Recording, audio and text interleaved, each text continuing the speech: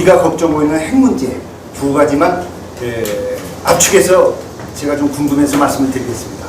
2007년 10월 4일 날 좌파 노무현 대통령은 좀 심하게 표현하면 안달해서 임기를 불과 4개월 남겨놓고 정상회담을 했습니다. 선생님도 잘 아시죠?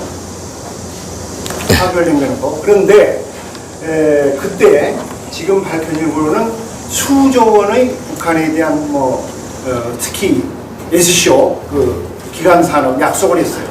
넉 달 임기를 남은 대통령이 정상회담 한 번에서 심은 우리 보수 입장에서 보면은 사진 한 번 찍기 위해서 그런 그 무리연 마치 문재인이가 평화라는 이 들러를 했듯이 그런 짓을 했습니다. 그래서 결국 세월을 낭비하고 남북관계의 발전도 못하고 그런 결과를 가져왔는데 그것에 견주어서 그러자 4개월 후에 보수 MB 이명박 대통령이 집권을 했습니다. 압도적인 표로.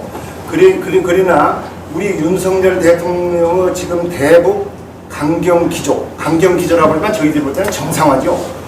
흐트러지만 그 정상화 기조와는 다르게 북한과 대화를 한 걸로 알고 있습니다. 그래가지고 그 주석궁 수준, 우리 청와대 수준에서도 대화를 하면서 그걸 어떻게 부분적으로 이행하려는 문재인이가 비록 했지만 국가의 계속성 이런 것을 고려해서 했는데 약 한 2년간을 그 물밑 협상을 했습니다. 그런데 그게 잘 안 됐어요. 안 되니까 선생님이 계셨던 김영철 정찰총국장 제가 알기로는 지휘하에 그 천안함 폭침과 연평도 포격을 연달아 일으켰습니다. 제가 그것을 장황하게 지금 설명드린 것은 다시 역사는 흘러 좌파 정부의 노무현 못지않은 더 열악한 대북 정책을 해가지고 안보라든가 이런 것을 지금 후퇴시켜 놓고 참 천우신조해서 우리 윤석열 대통령이 집권을 하셔가지고 지금 대북 관계를 저는 정상화로 봅니다. 그러나 북쪽 입장에서는 대북 강경 논자가 나왔다. 전북 강경으로 국방장관, 국가안보실장 이렇게 지금 북한에서는 보고 있답니다. 제가 얻은 정보로는. 그러면 그것이 역사는 반복된다고 한다고 하지만 이렇게 반복될 때 윤석열 대통령의 대북 정상화 저쪽에서 볼 때는 강경 조치가 그 2년간 물밑 협상을 되게 안 되니까 국지정인을 도발했단 말이에요. 그래서 저희들 제 입장에서는 이런 그 윤 대통령의 대북 정상화 조치가 북한의 어떤 도발이라든가 이런 것을 사실 걱정하고 있습니다. 여기에 대한 좀 경험에 입각한 말씀을 해주시고 핵 문제는 짧게 제가 전문을 드리겠습니다. 감사합니다. 아까 처음에 내가 이제 불손한 발언도 막 하고 그랬으니까 그 충분히 답변 올리게 했으니까요. 그걸로 이제 아니 선생님 말고 다른 분들 질문 끝날 때까지 제가 다 답변 올리겠습니다. 예. 이제 여기 이제 그걸 요약해 보면 우리 윤석열 정부가 그 대북 정책을 어떻게 가져가야 되겠는가 그 말이죠. 그러니까 그렇습니다. 우선 우리 윤석열 정부는 북한 무시 전략으로 가야 돼요. 무시 전략으로. 이 무시 전략에는요, A, B, C, D를 비롯해서 여러 가지가 있습니다. 그러나 한마디로 말하면 무시 전략으로 가야 됩니다. 그렇지 않으면요, 쌍말로 말하면 우리 좌파 정부가 했던 것처럼 북한에요, 개꿀레 다니도 해야 됩니다. 예? 그렇기 때문에 다 아시겠지만 평화라는 게 구걸하고 바란다고 그래서 오는 거 아니에요. 힘으로 평화를 찾고 평화를 지키고 평화를 승리하게 만들어야 됩니다. 근데 지금 우리 정부는요, 군사적으로도 같고요, 경제적으로도 같고요, 동맹 관계로 봐도 같고요, 북한한테 비할 바 없이 우월합니다. 여기서도 정신이 부족해서 그래요. 결단을 못 가져서 굽니다. 그러면 북한이라는 상대가 우리의 적이고 원수인데요. 우리 일방적인 생각만 가지고선요, 절대로 안 됩니다. 우리 과거를 돌아보면요, 칼기 사건 알잖아요. 응? 그 보잉 비행기 수백 명이 뭐 말 한마디 못 하잖았어요. 응? 그 다음에 저 보마 란군 사건, 전두환 대통령 얼마나 많은 여인들이 희생됐습니까? 말 못하지요. 천안함도 갔고, 이전 북한은 그게 재미났단 말이에요. 재미났단 말이에요.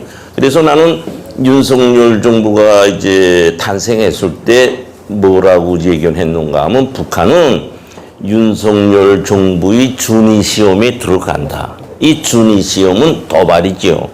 도발은 이제 그처럼 또 A, B, C, D도 이제 높아가는 겁니다. 그래서 최종적으로는 연평도 포격 사격과 같은 그런 무력 도발도 할 수 있다는 걸 전제로 해서 우리가 북한을 대항할 수 있는 정치 군사적 전략을 수립해야 된다. 이전처럼 또 평화 하면서 머리 숙일 것이 아니라 해야 된다, 그죠? 그러면 우리가 여기에서 김정은에 대한 초보적인 리해를 가져야 됩니다. 제가 북한에서 있으면서 또 우리 동료들도 있고 내 정보선도 있지 않습니까? 공유하는 게 뭔가 하면, 김정은이 한테는요, 상황 대처 능력이나 위기 대처 능력이 없습니다. 용이에요. 지금 저 김정은이 저거 날뛰는 건 호구입니다. 호구. 그러니까 이런 것을 잘 알고 한미동맹에 기초한, 한미동맹도 과거의 한미동맹의 방식이 아니라 우리 대한민국이 자유통일을 위한 주선을 놓은 한미동맹으로 우리가 주인이 돼서 한반도 문제를 가지고 갈 때 김정은이는 끝나는 거예요. 저는 그렇게 생각합니다. 해서 북한의 지금 핵무력은 미국을 길들이기 위한 것이 미국에 써지 못합니다. 김정은이도 거기다 쐈다는 자기 없어지는 거 알아요. 그러니까 미국을 길들여 가지고 우리 남북 관계에 너희 빠지라. 우리는 민족 문제이기 때문에 우리끼리 해결한다. 이걸 위해서요. 그래서 핵무력을 해 가지고 핵무력을 남조선 해방의 최종 병기로 쓰는 거지요. 그래서 지금 북한의 핵무력은 세습 체제 계승을 담보하는 동시에 남조선 해방을 위한 무력으로서의 최종 병기입니다. 북한의 핵무력의 사명은 그렇습니다. 예. 저기 이제 잘 알겠는데요. 이 윤석열 정부의 대북 저쪽에서 던 강경 기조가 예. 지난번에 그 2년여간 밀밀 협상을 했다가 그 약속이 아니어지니까 지원이 없으니까 연평도 김영철 주도에 그런 일이 있었는데 국지적인 도발 가능성을 있다고 보십니까? 뭐 그러기는 어렵다고 보십니까? 아니, 결론만. 북한에서 있지요. 남한에서. 있습니다. 우리 남한에 대고. 내가 뭐 이 말 하다가 이제 뭐 안 할 말을 하는데, 노무현이 평양 방문을 내가 했어요. 1년 전에 해서 테스트해서 도장태서 보고해서 진행된 거예요. 그러니까 남북 관계에서 공짜는 없고요. 그다음에 이전 북한은 저희 국민 질 들이듯이 이전 우리가 풍요하게 먹고 자유 세상을 북한에서는 남한 질들이는데 핵심 요건으로 가지고 있어요. 이게 잘 사는 사람들은 생애에 대한 애착이 더없이 강하다. 그 묘를 꼭 잡고 진행하는 게 북한의 최종적 남한 전략입니다. 잘 알겠습니다. 예. 저, 예. 저 지금 안 믿을 말이야. 제가 형님들은 먼저 양보겠습니다. 신청에 대해서 네. 김우성 선생님 만나뵙게 돼서 반갑습니다. 아유, 별 말씀. 예. 2년 전인가 3년 전인가 우리 저 대기업의 총수들이 몇 명이 북한의 문재인한테 반강제로 끌려갔다가 아침에 이승건이한테 뭐 냉면이 목구멍에 넘어가느냐 뭐 그런 얘기 잘 알고 있는 내용 아닙니까?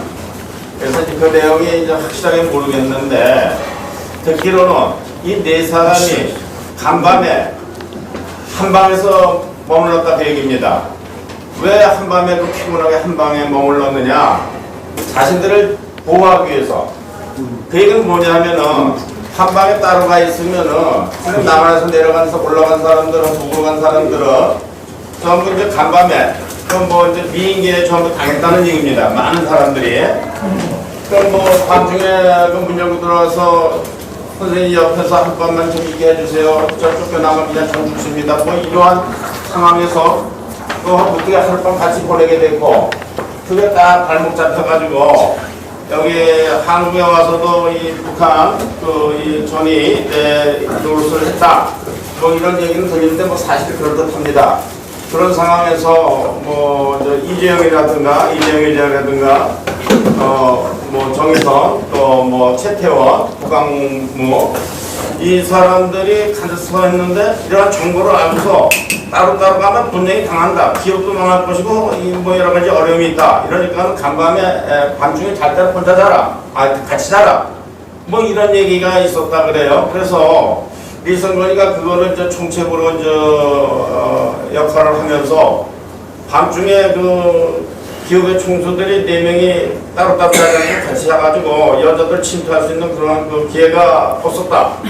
뭐 그런 얘기입니다. 그 사실 여부와 사실상 문재인 대통령도 또 여기 이제 옛날에 대통령 되기 전에 그게 이제 이모인가 엄마인가 이제 어머니가 이제 만나러 갔을 때에 그런 상황에 처해 있었지 않았겠느냐 그런 얘기들이 있습니다. 그 부분에 대해서 한 말씀 부탁드리겠습니다. 이제 질문하신 거는 제가 북에 와 있을 때고요. 거기에 대고 이제 그거다 아니다 말하기 그렇고요. 아시는 것처럼 정보 공작에서 섹스는 하나의 정통적인 수단으로 돼 있죠. 그렇기 때문에 우리 남한에서 북한에 들어간 사람들에 대한 필요한 인물에 대한 섹스 공작은 잘 하고 있습니다. 네, 그래서 그걸 안 한다고 말하면 그건 정보에 대해서 모르는 사람이죠. 그 대상 범위가 선택된 좁은 사람들이냐 아니면 그렇죠. 일반적으로 그냥 그건 아니고 선택된 대상 하면 선택된 대상이라면 우리 이제 북한에 가면요. 우리 이제 뭐 선생님이라고 할까 우리 정성군 의원님 1인 자료가요 이렇게 산더미처럼 쌓여 있다고. 그러니까 가족 관계로부터 조상 관계로부터 뭐 정치권의 그 파워로부터 어떤 우여곡절이 있고 심리는 어디렇고 누구한테 타격을 받아서 잘못됐고 뭐 세세히 그저 싹 있다고 싹. 그게 다 있다고요. 그렇기 때문에 이제 북한 방문할 때 들어오는 명단 있잖아요. 명단 제시하면 그저 불이 번쩍 나게 알고 있습니다. 그래서 그런데 기초해서 이 사람은 우리가 이용할 가치가 있다. 우리가 하면은 넘어갈 수 있다. 이 진단에 기초해서 섹스 공작하는 거죠. 네. 예. 말씀 이해는 되는데 그 범위가 상당히 광대하냐 아니면 상당히 하니까 그 광대하다는 면에 비해서는 좁다. 내가 이렇게 말씀 올리는 겁니다. 알겠습니다. 종교 먼저 제가 간단하게 질문드리겠습니다. 북한 정권이 산천부의 내부 분열이든 또는 민중 봉기든 간에 북한 내부 요인에 의해서 정권이 붕괴될 가능성이 좀 있는지 그거 하나 하고요.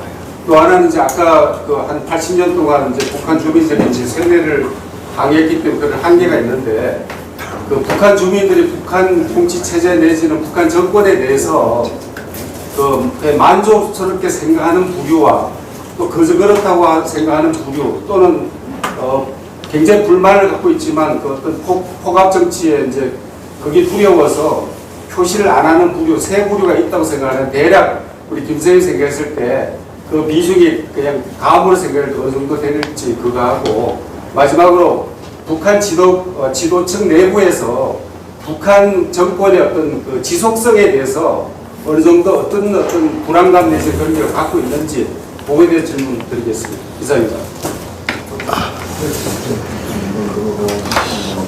그래서 우리가 이제 특히 오늘 내가 좀 보수 우리 세력 분들한테 좀 비판의 말씀을 해야 되는데요.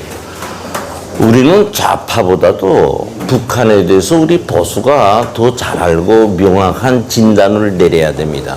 우리 보수들이 이제 북한을 욕할 때 보면 뭐 김정은의 뭐 불안성이라든가 뭐 그다음에 이제 저런 뭐 상층부 또는 뭐 분열 뭐 군사 쿠데타 인민항쟁 뭐 이런 말로 북한에 그 못 먹고 못 사는데 거대한 분석을 해요. 이거는 한마디로 보면요 아주 잘못된 분석이란 말이에요. 이런 데서 우리 보수가 그 힘을 잃는 겁니다. 우리 보수는 더 많이 알고 더 정확히 더 옳은 진단 속에 국민들의 지지를 받아야 되는데 우리 많은 경우에 보수 그 세력들 속에서는 북한에 대한 진단에서 이제와 같은 유형으로 간단 말이에요.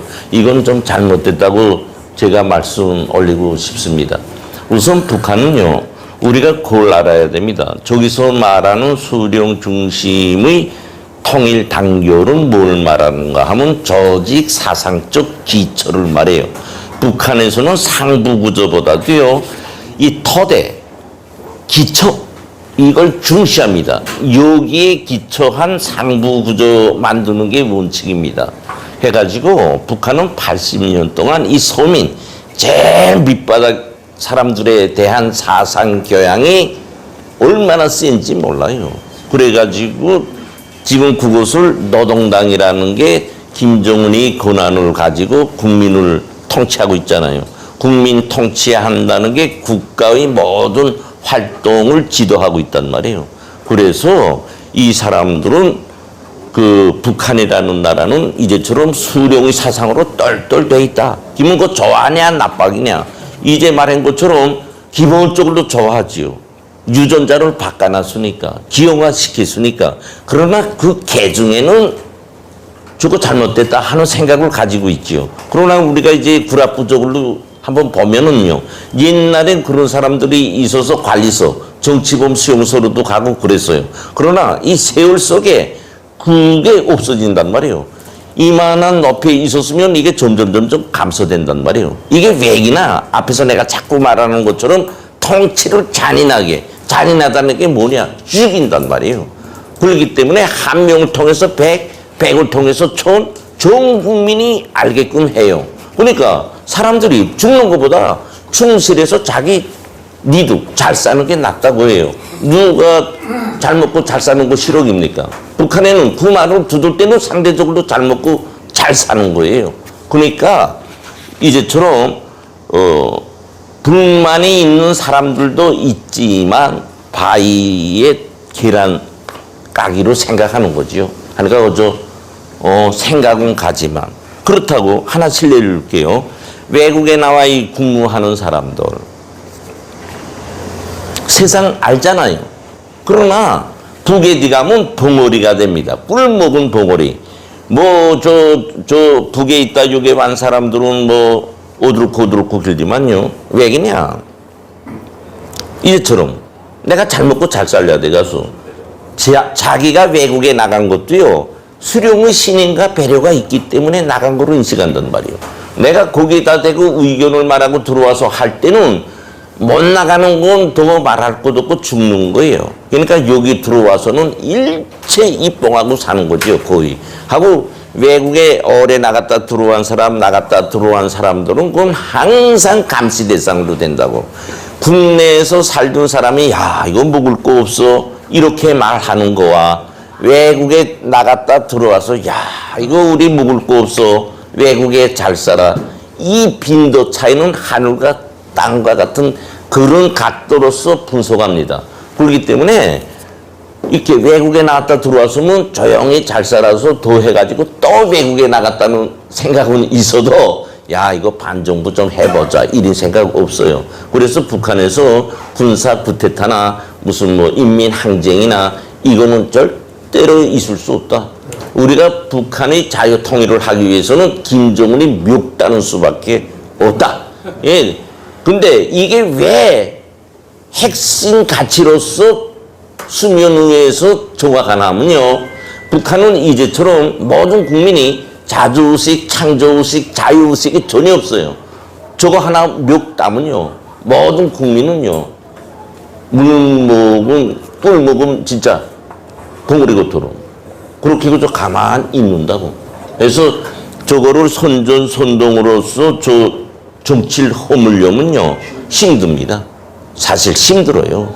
저게 지금 나도 느끼지만 김일성이 있을 때와 김정일이 있을 때와 김정은이 있을 때 잔인성과 포각성에 보면은 김정은이가 최상이단 말이에요. 왜 그러냐?